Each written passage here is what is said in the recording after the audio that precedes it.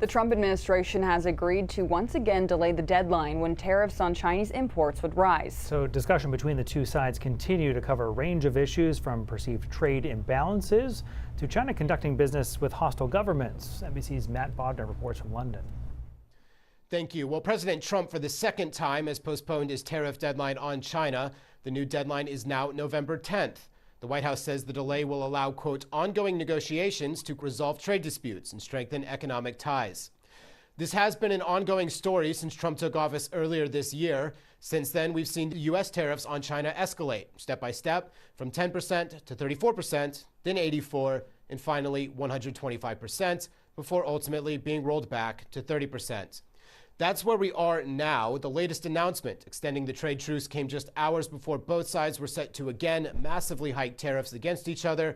China, as part of this back and forth, has set tariffs on U.S. goods at 10% for the time being.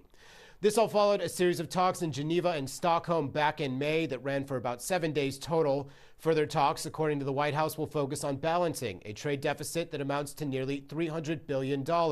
It is not clear how they aim to do that. Some of the other issues hanging over these talks are China's purchasing of Russian oil, as well as U.S. restrictions on computer chip exports to China, and China's restrictions on rare earth metal sales to the United States.